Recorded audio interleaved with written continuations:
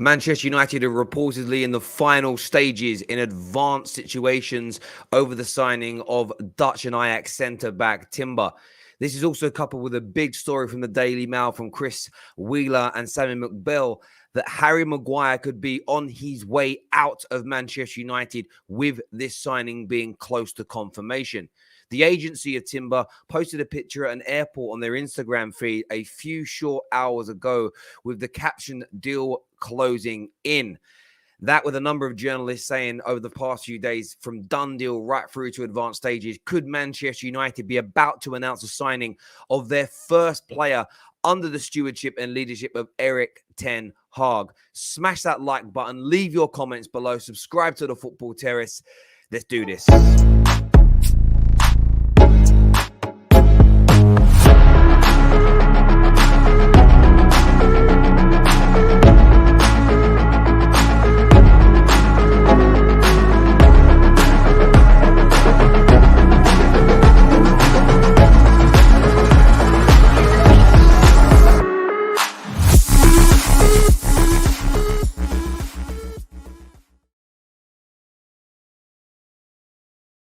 Good morning. Welcome back to the show, everybody. Hope you're well.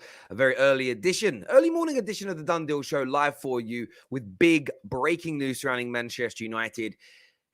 Could Harry Maguire, one of the most maligned players, one of the most, let's be blunt, disliked players in this Manchester United squad, could he be on his way out of the football club? That's a question that's circulating this morning, with Man United closing in on Timber. The deal is reported as advanced. The deal is reported just a few days ago being almost complete. More and more outlets, more and more journalists are now picking this story up. Could this see the end of the current Manchester United captain? A lot of people are excited about the prospects of it. They truly, truly are. The idea of Maguire going, Timber coming in is almost music to many, many people's ears indeed. A comment here from Jay, one of our members, though, straight away on the live. Says, but sold to where? And that's a very good question. Sold to where? Sold how? How are you moving on? These questions are very, very fair, I think, for people to pose and wonder about, because Maguire is a commodity that most people wouldn't want. I will be blunt about this. I've seen this many, many times since creating content about football, talking to people. We always think that players are unsellable. Who would want to buy them? You know, Pepe has got clubs that want to buy him. Maguire will have clubs that want to buy him. Aaron Wan-Bissaka will have clubs that will want to buy him. There's no doubt. Will Man United get anywhere near to 80-odd million pound back in? Highly unlikely. The thought that Man United might get 80-odd million pounds, 70 million, 60 million, 50 million, even 40 million for Maguire, I think is a massive, massive stretch, because the stock is so low. But they will be able to find a buyer for him. They may even have to go even lower than that in terms of transfer fee because of the wage difference. You know, sometimes the way these deals are structured, you might sell a player for 25, 30 million instead of 40 million a club might be willing to pay, but you still pay a part of the wages for a period of time. There's all sorts of factors that play into this. But in the cold, hard light of day, let's just say it bluntly. Let's just be direct about this. Man United are going to have to fall on their swords. Man United are going to have to lose money. They stop being accountants for a minute and, how and what and what we're going to recoup. I think he has to go. I think he needs to be the sacrificial lamb. It's okay, the Phil Joneses and the Pogbas and the Lingards and the Bays and even AWB leaving, because they're all kind of predicted to. I think there needs to be a marquee departure. And I'm talking about someone who's been a stalwart in the team for the past 2 or 3 years, where their position under managers has been not even in question. The captain would be huge. It would be a mark of sign of things to go on. That's just my take on it. I'd like to get yours. In relation to Timber, now, listen, I've done more and more research into this guy. I've read things, watched more, listened to what people have to say about him, and he's so highly regarded. Most of the reports coming out of Holland, as an example, speak of the admiration that Erik Ten Hag holds for this player, how much he likes him, how much he rates him, how much he wants him around. And for me, that's very, very positive news indeed. Ten Hag is someone that almost, I want this guy to be part of my new setup. Man United need new centre-backs. I trust him. He's got this huge ceiling, this big, big future in front of himself. There's almost an element of killing multiple birds with the same stone. Giving him somebody in his squad that understands him, that knows how he wants to play, how he wants to progress, how much hard work is needed. Someone to become friends with other players in the squad and be able to influence them internally to get them on board with the ideology, the style, and the philosophy of Erik Ten Hag. There is the element of course, strengthening the backline for Man United, which is needed. And the third is stopping anybody else getting him in the short or medium term. The last thing you want is to miss out on a player whose ceiling is so high, that's so well regarded in the game of football. You don't get him now, and then next summer he joins Barcelona or Real Madrid, who look like they're on a madness. Or he joins Liverpool, or he joins Manchester City, who are always looking for new defenders. I think it's almost, you're killing a lot of birds with one stone, and it represents a very, very positive deal indeed. A super chat here from Ray says, if Ten Hag gets his signings, he will be ready. You've got to give him his signings. And I think that, look, you have to give a manager, and it's his signings and what the club needs. And you sign players for Ten Hag's style and philosophy, but you make sure that the club adopts that philosophy and style. So even if Ten Hag in 3 years, 4 years, let's just say he has the best 4 to 5 years of his life and wins everything, multiple trophies. And I'm painting like a very hypothetical positive picture here. It does all this. And then goes, right, I want to move on because Barca now want me. I want to move on because Holland want me to manage them. I'm throwing out these scenarios. Man United have to stick with that philosophy. Man United have to stick with that style so that the players they have in their squads are then easily usable by the new manager. That way deals, one in the short term can be cheaper, but equally you don't need multiple £1 million rehauls, new projects that take years to come to fruition with the new coach. I think it represents positivity for everybody involved. Jay here says, hi, Terry, big up, bro. What do you think about selling Rashford? Not about the talent, but the constant leaking, not making a good mark. Marcus Rashford is another player whose name should be under conversation at Man United for being sold. Everyone who was bad last year, probably barring Bruno Fernandes, and I say that because the club, including Erik Ten Hag, have already agreed to give him a new deal so that his name won't be on the chopping block.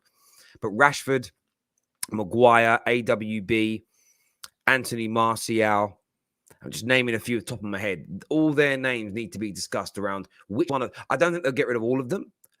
But there are going to be about 10 players leaving the club this summer. That is been fairly well reported for a while now, that amount of people could be leaving the club. Danny, hope you're very, very well, my friend. Good morning, by the way, everybody. Let me know where you're watching around the world. It'd be very nice to hear from you, what you're up to, what you're doing. Ali said, Maguire is our captain. How can we sell him? Because he isn't good enough. It really isn't rocket science, my friend. He isn't good enough. He will never be good enough. So we need to move him on.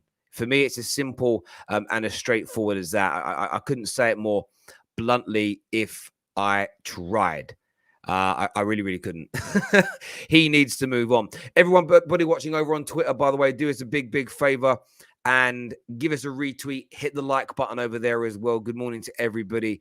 Everybody, whether you're on Twitter, whether you're on Twitch, whether you're on YouTube. That's where we stream, isn't it? Yeah, it's early. It was a late night last night. By the time I got back from the studio, did my Patrick Vieira video. You got to check the Patrick Vieira video. Was a madness yesterday. And the more I think about Patrick Vieira's situation, the more I think he's got to be backed. I'm not someone that is like saying that violence is okay, but it wasn't violence what he did. It was essentially what I call proactive self-defense. Proactive self-defense.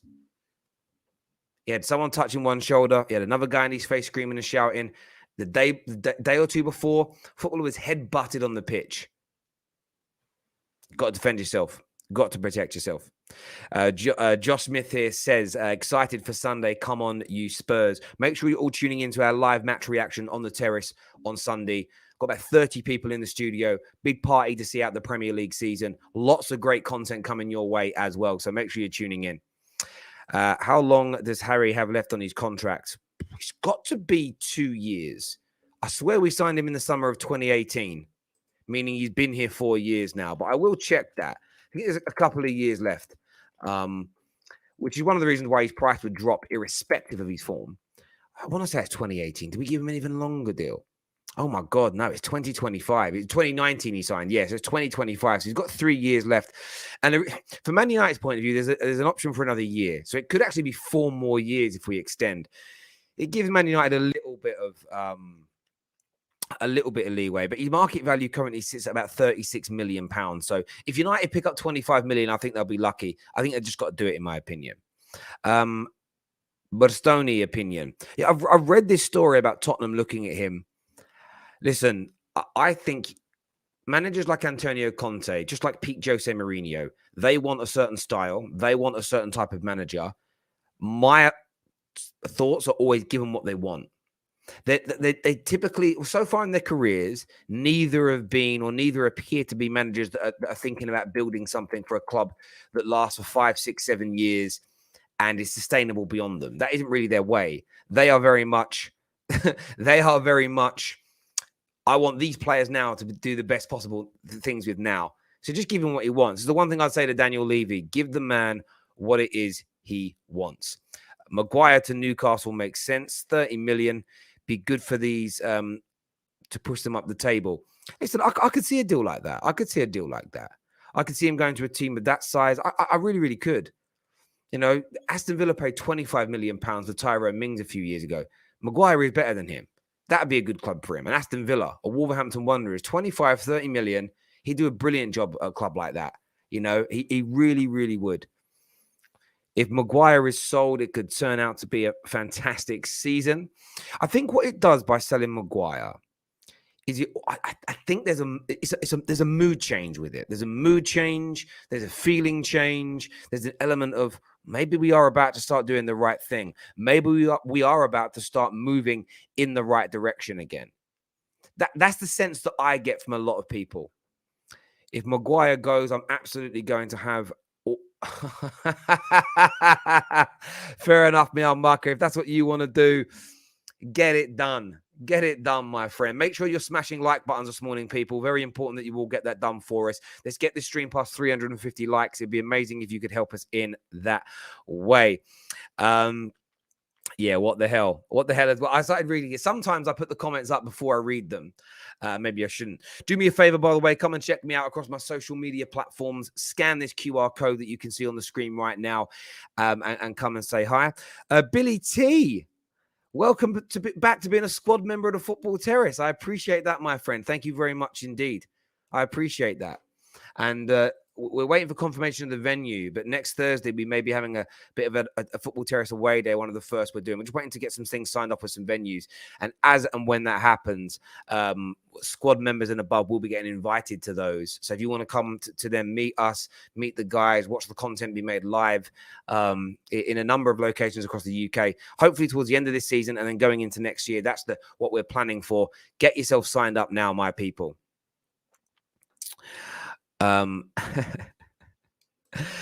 Terry reporting these rumors without sources. This is why people laugh when you report stuff. My guy. At the beginning of the video, I named the sources. You done yourself, mate. You done yourself. Oh, I love it. I love it. Terry, Núñez rejecting us could be a blessing in disguise. He has like 50% pass completion. And I've heard he's dead technically and a pace merchant. Listen, Man United are going to get turned down by people with or without Champions League football, by the way.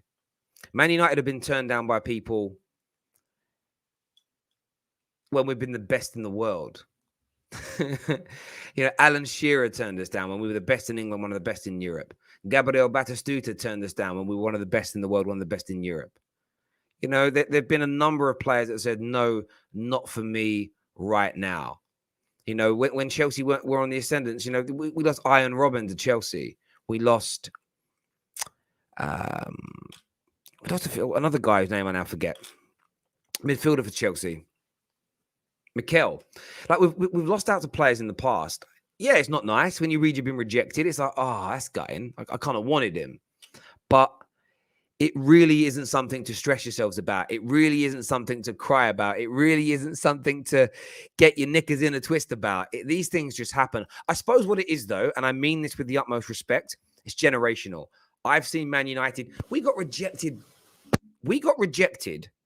by Paul Gascoigne for Tottenham. Paul Gascoigne turned down Man United for Tottenham. And I'm sure there's many others. And the point I'm making is this. As you youngsters, you young pups, you young studs, you know, once you get older and you see the next crop of players reject Man United or your club Arsenal or your club Tottenham or your club City or your club Liverpool, and then you see the youngsters go, oh, why are people rejecting us? I'm panicking. You'd be like, mate, this happens all the time. I think that's what happens with experience. That's what happens with age and with vintage, is that you've seen these things before. Thus, they panic you less. And the example I would give you is this. When my first son, Archie, was born, I panicked every minute of every single day. I was listening to him breathing. If he coughed at night a little bit, especially if he had a little cold, I was worried he was going to choke. And I'd run up the stairs like there was a bomb about to go off and check he was okay. And I'm panicking all the time.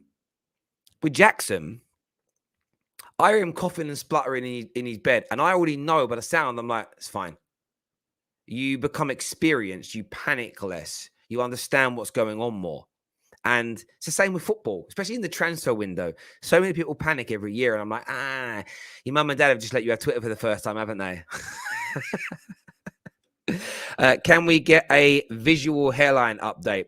I did a little reveal yesterday. You need to watch the content. You need to watch every bit of content every day. And every now and then I do these things. But the full reveal will come in months and months' time. But honestly, the growth's looking very good at the minute. I'm very happy with the progression of the hair transplant. It's going very, very well. If anybody wants a referral, DM me, let me know, and we'll get that done for you, my friends.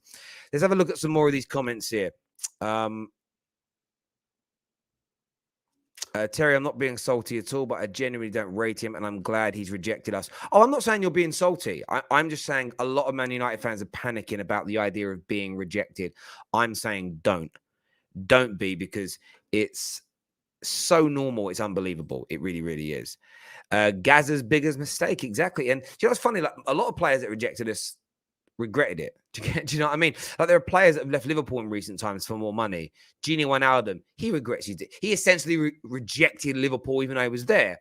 When players don't want, when they leave your club, they're rejecting you, right? So it happens in reverse. Philip Coutinho regrets it massively. Like they just do. These things happen. These things happen. You deal with it. You move on. Simple as that.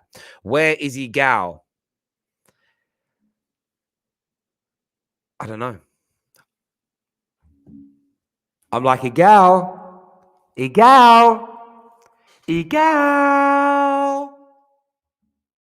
No idea where he is. No idea at all. Can you say happy birthday to my brother, Krish? He's a big fan. Big up, Krish. Happy birthday. Hope you're having a good day. Hope you're smashing it. Hope you got some nice presents. Hope your brother's spoiling you. Or your sister. I'm not too sure who Bit Bruno is, whether you're a boy or a girl. I'm assuming you're a boy, but I don't know. I don't even know why I'm assuming, just am. Well, I'll tell you why I'm assuming. 98.6% of our viewers are men. Fair way to assume. But happy birthday, my old mucker. Have a great day. Have a good time. And don't work too hard on your birthday. Take a bit of a chilled day. Original base Annie in the house. Bro, I saw your cake in the group chat earlier. This part of the Football Terrace Legends is a legend. If you're a legend member, you're part of our WhatsApp group where we all communicate and chat and talk and things like that. And Original base Annie was in there. I said, it was a nice cake you made. It was like the rainbow cake you made for my father last year. Big up absolutely everybody. Hope you are blessed. Nice. Hadara story seems quiet after the January transfer window. Yeah, Hadara hasn't picked up any kind of noise or traction at all whatsoever. Kamara has done a little bit, but it does look like he's on his way to Atletico Madrid. And what I would say to a lot of people is this. It's still May the 20th. The season hasn't ended, and Ten Hag hasn't officially started work yet. So a lot of people seem, I don't know whether it's because City have done the Haaland deal.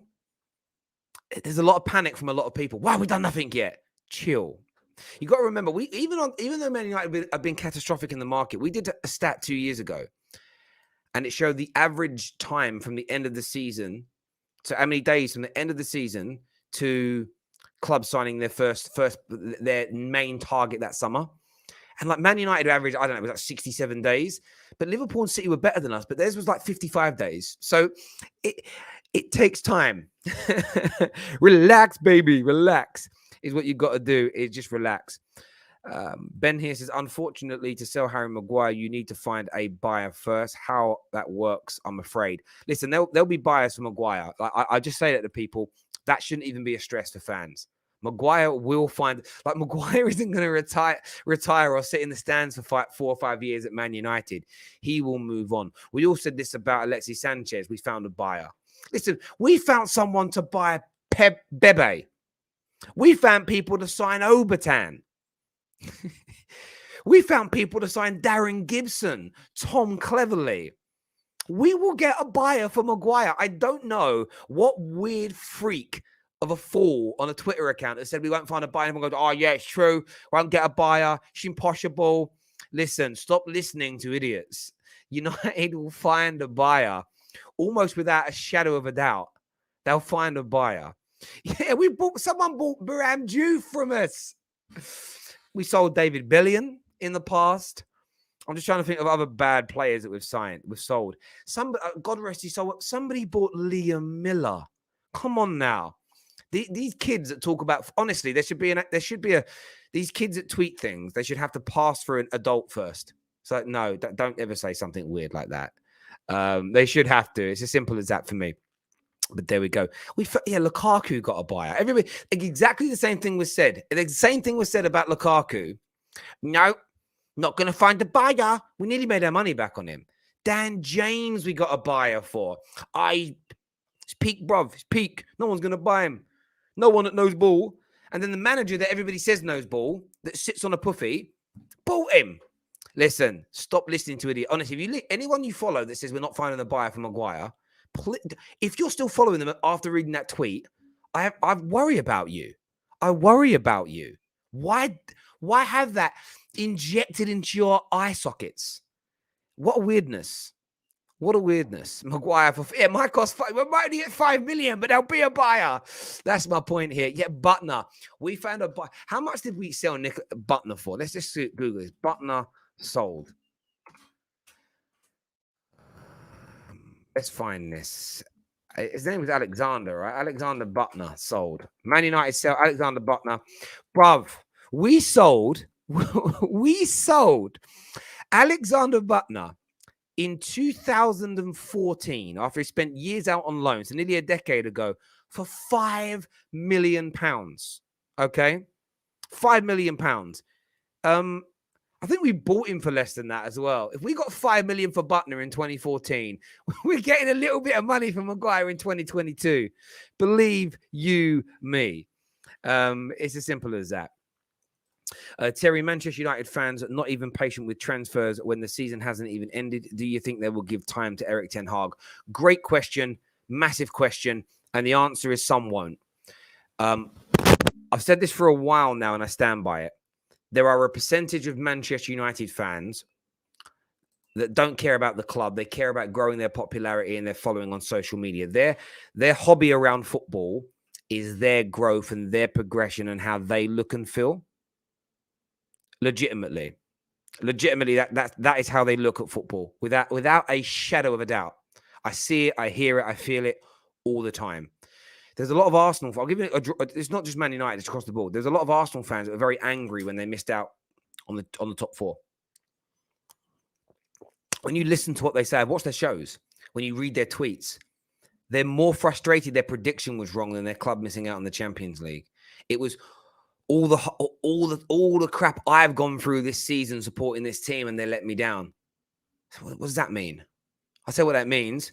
I said I thought I was going to be right about a bold prediction that would elevate me and make people think I'm great and know football better than everybody else, and it backfired. It's very weird. Man United fans are doing the same thing. A lot of them are already predicting it's going to fail so that they can say they're ahead of the curve.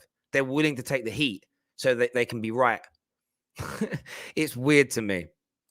Hi, Terry. Here since the Devil's Terrace days. Glory, Man United. Thank you very much. Yeah, listen, still some originals that watch the terrace, which is great to see. I would sell Maguire, Bay, Jones, AWB, Tellers, Martial, maybe Fred, and wages from Lingard, Pogba, Cavani, Mata, and Matic. And listen, you sell those players, you're raising money, and that's the point. A lot of people, you've only got 120 million to spend. Yeah, once you remove all those, remember, net spend isn't real, and this is where it becomes beautiful. Net spend isn't real. It's about player expenditure. You don't pay the majority of transfers up front. It's paid in installments. And of course, salary is paid in installments. So when you save, it's more Man United sales. Forget what it's going to raise in terms of income coming into the football club. What it will do for Man United is it's anticipated that there'll be about £950,000 a week saved from that. An example, that's 50 million a year. The average contract length of players we're selling is about 2.5 years. So you're looking at somewhere in the region on average of the club raising 123 to 125 million pounds. Plus, we'll probably raise 70 odd million pounds in sales. So you're bringing into the football club or saving the football club 200 million pounds of income. Clubs spend a percentage of their income on player expenditure, transfers, agent fees, signings. So there's already 120 million circular to spend, and you're raising 200 million. You've got a lot of money to spend. Now, of course, you have to factor in wages in that as well. But there's a lot of money for Man United to spend. There really, really is. So it's not, again, people should stop panicking, stop worrying. I'm not calling myself one. I listen to them, listen to the experts around the financial side, not a desk journalist from the Metro. They don't know what they're talking about. They really, really don't. My realistic list would be Timber in, Spence, De Jong.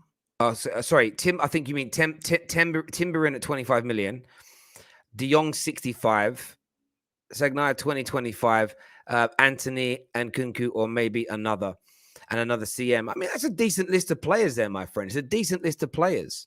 I actually think Liverpool will go all out against Madrid, and Madrid will have a lot of counter opportunities as well. That's random, Frankie, that we're just talking about that. We'll start building up massively next week for that Champions League final. We're making some content in the studio on Sunday about it. And then next week, we're going to have a big build up to that Champions League final. And Saturday, we'll be live in the studio, have another little bit of a party in there as well. Very excited about that indeed. Rashford out, lol, point proven. Look, listen, if Rashford ends up being, I said it earlier on the stream, if Rashford ends up being one of the players that leaves Man United, you're not going to see me cry. I'm getting behind this new manager. I'm getting behind this new regime. I'm not allowing myself to get overly excited, but I'm getting behind their decisions. No player is bigger than Man United. Simple as that. Complicated bookkeeping if players are listed as financiable assets looking at you, Man United. Listen, this is very true. It's very true. And you've got to factor, again, it is more complicated because certain players bring you in more income than others. So like getting rid of Paul Pogba on 250 a week is probably more damaging for Man United than getting rid of Phil Jones at 70 because of the money Paul Pogba brings in.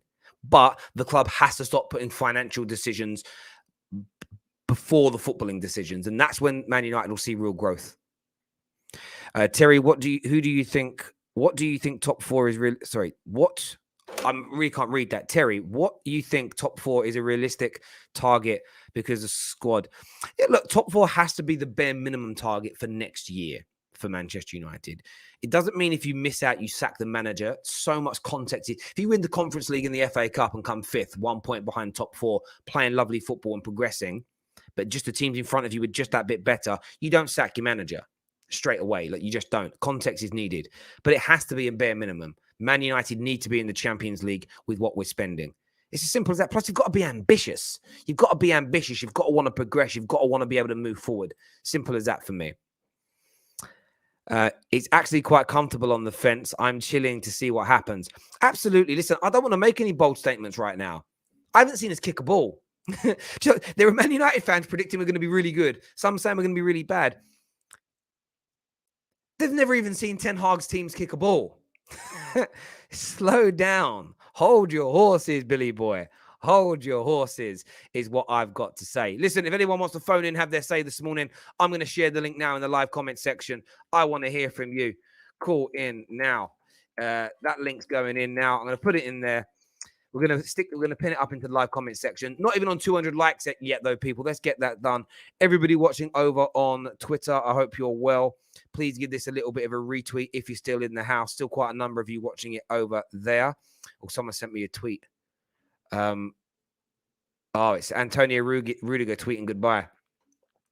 We knew. We already knew. It's one of those weird ones when he goes. It's like, yeah, we kind of already knew you were leaving, but fair play. Fair play to him. He's off. It's done. Goodbye, Mike. Goodbye. I don't think anyone's going to care too much. Chelsea fans will care, but it's once, you know what I find interesting about like the transfer news now? When the official news comes out, it's far less exciting because the journalists have already told everyone what's happening and it's kind of done, you know? But that's just me. Maybe that's just me. Maybe I'm boring. Maybe I'm a stick in the mud. I don't know.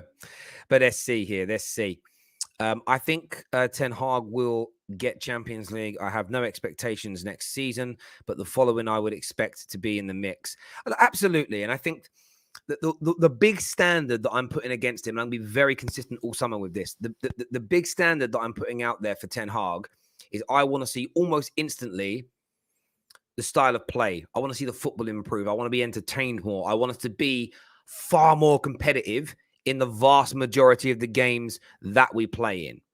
That for me has to be, that's got to be a given. That has to happen. If it doesn't, then I've got problems. If it doesn't, then I'm going to be angry. If it doesn't, then I'm going to be massively frustrated. It's as simple and as straightforward for that. Like I'll be very, very frustrated with that. There's no doubt about it. And I think for myself that those are the things that people have to look at. Those are the things that people have to like focus on and be really sort of forceful about in many ways. It just has to happen. Just has to happen. There's something seriously off with Man United's locker room. Yeah, there has been. But do you know what that is, my friend? The team's become unsuccessful. The team has got problems. The team has gone through bad situations. The team has had lots and lots of different issues that have kind of manifested themselves. Players not being played. This is what happens when you buy players or re-sign players that are not fit for the manager that's coming in, or that don't fit a system, that don't fit the way you're trying to play football. It becomes a cocktail of disaster. It's like mixing orange juice and milk. It just doesn't work. And there needs to be a coherent approach. Keeping Dean Henderson against these will cause problems. Keeping Lingard against these will cause problems. You know, if you don't want to use these players, sell them. You create issues. And I think that once you remove the players that don't want to be here, you suddenly create a very different environment in the dressing room. There's almost a relief. I don't know how old, how young, how experienced you all are. But if you have a problem child in your class at school that's always causing issues, and suddenly they're not at school for a few days, there's a feeling of relief in a classroom. In the workplace, you've got to really... I used to work with this guy. He used to work in a team I was in, and I got on all right with him. But he was always rude to a lot of people. He was always negative every day. He was such a whinger, always causing trouble. He got moved to a different department.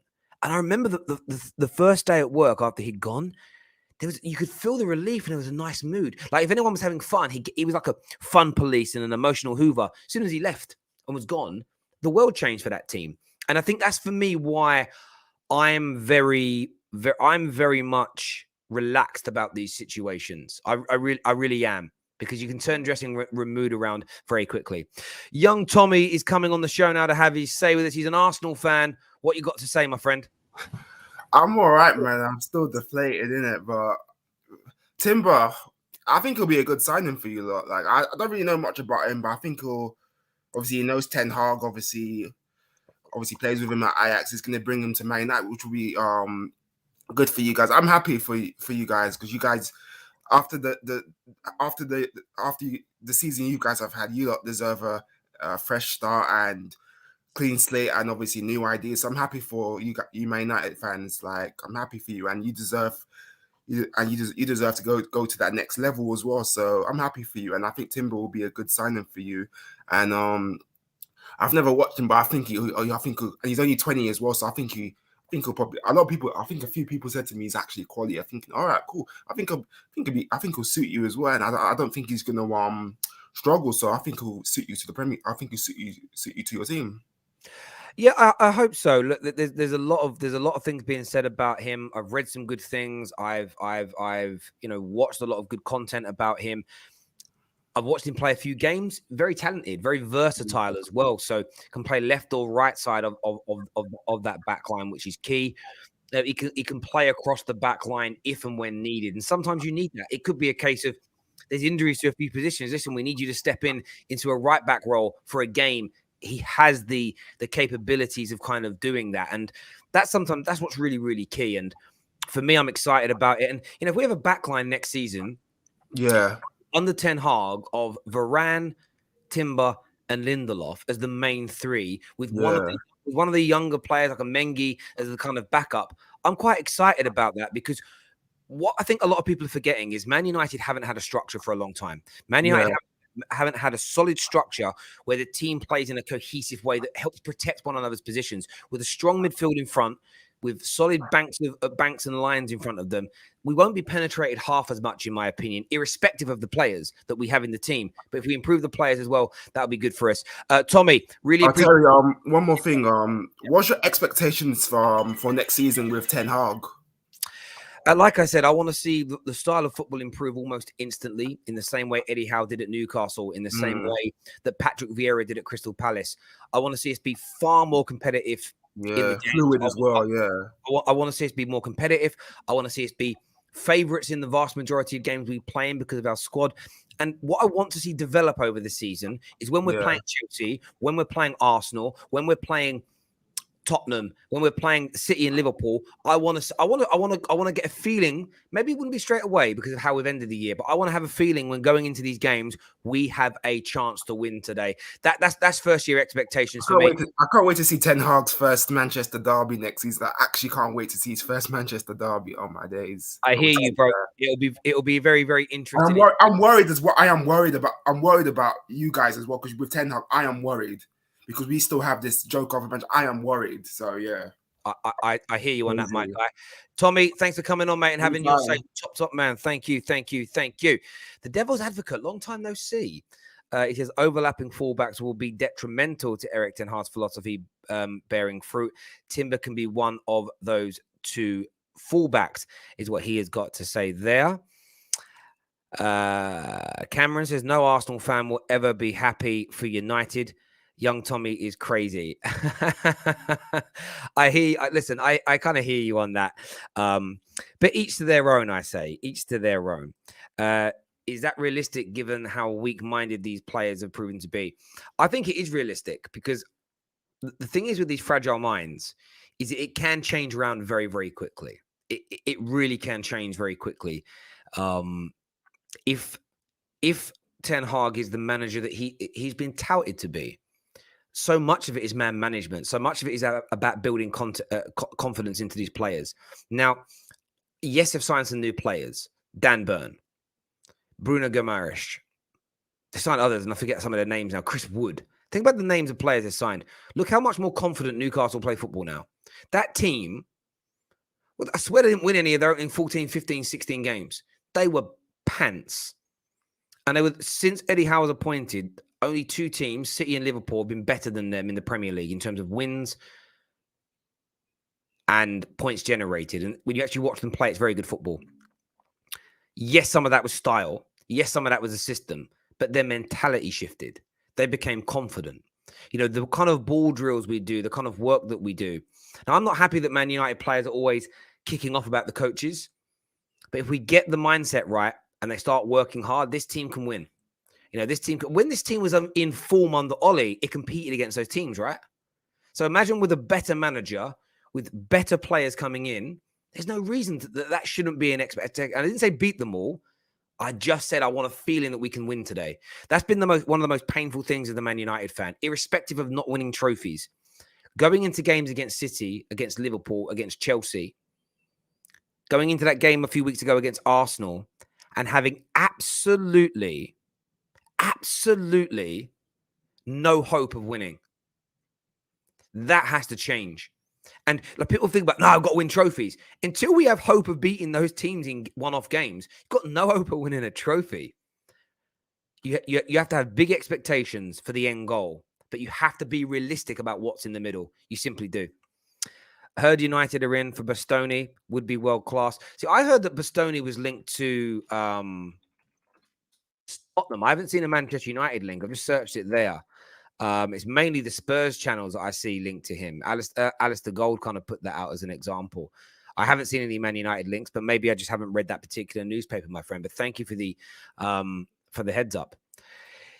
We're going to go to B-Man on the show next. B-Man, what you saying, my guy? How's it, everyone? How's it? In the mentality thing, I think I need to respectfully disagree, Terry.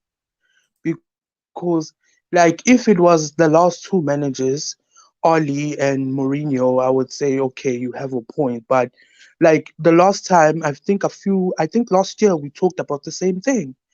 These guys are suffering from the same issue that Arsenal are. We can go on these runs, the mentality can temporarily change, but as soon as there's expectation, these dudes fold like deck chairs. That's the problem. And I'm telling you, the things that I'm seeing from this football club, Terry, football is not my first love, it's my second love. I grew up watching American football, the Cleveland Browns.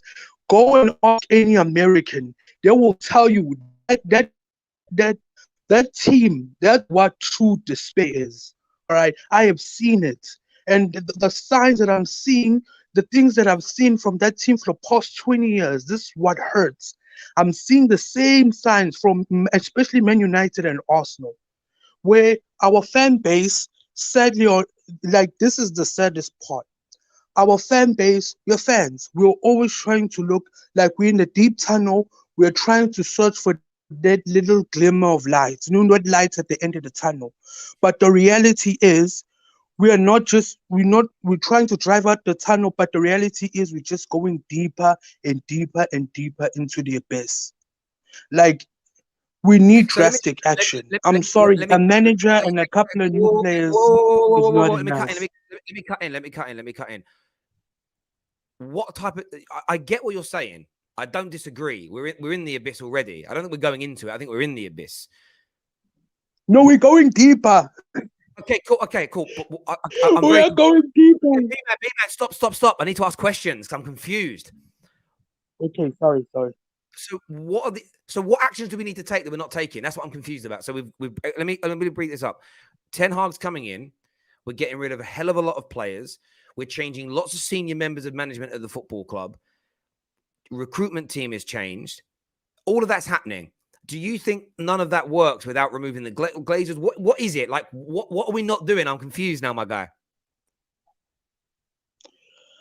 I think it's just, for me, it's more than just top management. I think the mentality from top down in this football club, okay. Something's wrong. But I understand it. But what are they meant? So tell me what the solution is. What do they have to do? Everyone has got to go. I'm Terry from the executive down to the tea lady. Everyone has got to go. I'm sorry. So what do you mean they've got to go? The board aren't, unless the board sell, they're not going to sack themselves. The board are the Glazers. They're not going to sell, right? So you don't think there's any hope as long as the Glazers are here? Is that what you're saying? Because I'm trying to get to the crux of it. So I think what I'm hearing is, with the Glazers being here, it doesn't matter what we do, who we buy, who comes in as manager, we're finished. Is that what you're saying? Unfortunately, my experience tells me that. Because I'll bring up an example. I'll bring up one quick example. B-man. I'm not... Just say yes. I'm trying to get... What do you mean? Is it the Glazers? I'm trying to get to the end. Cool. Terry, as long as these people are here, all right, I don't see us getting out of this hole. Seriously, bro. Like, I would love to. Prove me wrong. Please prove me wrong. I'll be the first one here to hug and celebrate with everyone if we win the Premier League and if we turn it around. Let me tell you something. Why not why you're wrong, why you could be wrong. when Man United had the Glazers as owners, but we had David Gill and Sir Alex and their team running the club, we won 5 or 6 Premier Leagues, an FA Cup. We got to 3 Champions League finals. We won 2 or 3 League Cups. In that period, we were the most successful team in England. As soon as the good people running the club left, it fell apart. So I do believe under the Glazers, if we're making the right footballing decisions, if we hire the right coaches, if we buy players that fit a club philosophy, if we instill a mentality and a culture where only winning is deemed successful and we put footballing decisions above commercial, then we can become successful. Where I agree with you is I'm not convinced the Glazers will allow that to happen because they haven't for the last 9 years. But they let it happen under Fergie. So it's about them and their partners. The fact is they were letting bankers make decisions for 9 years was the big problem. But B-Man, I appreciate you coming on, mate, and having your say. I really, really do. Top, man. Thank you. And listen, viewers, B-Man's got some points here. The reason that I was cutting in wasn't that I was disagreeing with him, is that he was kind of talking too generalistically. I like a finger to be pointed. And he wasn't pointing a finger at anyone, but it was like, we're still going to fail. The man management won't work. I'm like, yeah, but is this because you think Ten Hag's wrong? Is it because you think Myrtle's not the right guy? We got to there in the end. But Mo's on the show now. What are you saying, bro?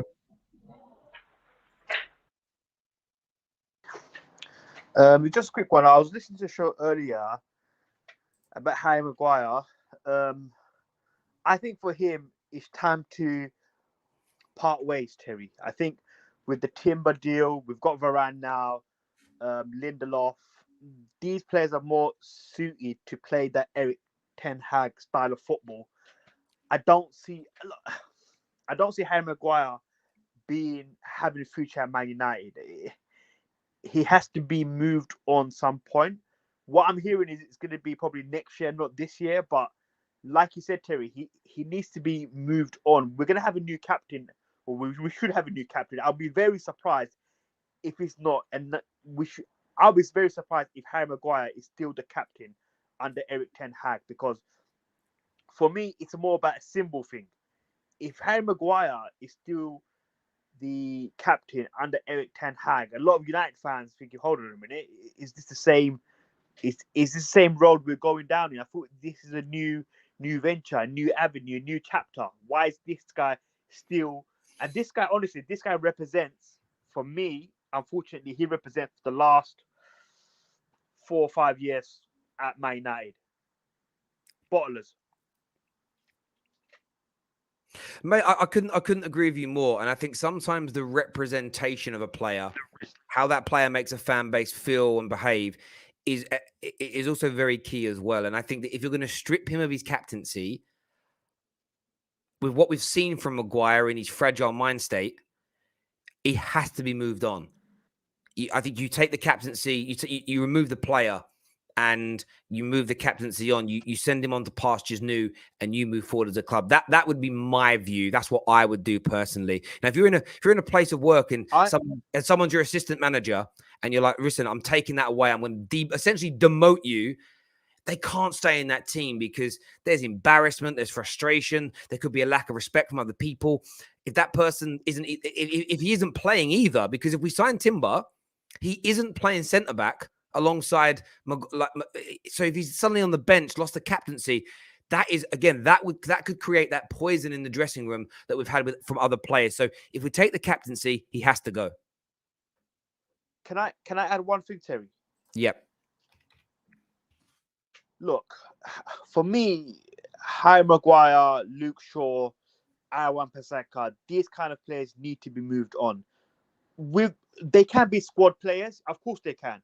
But when you spend that amount, especially Aaron Wan-Bissaka and Harry Maguire, when you spend up to £130 million on 2 players, they can't be squad players, Terry. It's impossible. Yep. You can't have them as squad players. You have to move them on. Simple as that. Move them on. Go elsewhere. Revive your career there. I don't know wherever they go, but for him to get removed from the captain and be on the bench, £80 million, it just doesn't work, Terry. Just move them on. Mate, simple as that.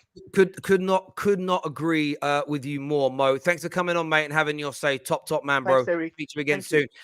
And he's absolutely right. He's absolutely right. If you're gonna take the captaincy, he has to go. They can't be squad players. all the players, some of the players we're looking to remove, a lot of them have been issues with leaks and problems and being despondent. They've created a horrible atmosphere in the dressing room. It's because the club has made the mistake by not selling them. Remember, you can focus on the players misbehaving. That's an issue. But you always have to go to the root cause. Listen, everyone that's tuned in this morning, thank you very much indeed. Make sure you hit that like button before you leave. Make sure you subscribe to the Football Terrace. We're back later today with much more content for you. Some big news on the way as well. Until then, take care. Goodbye. God bless.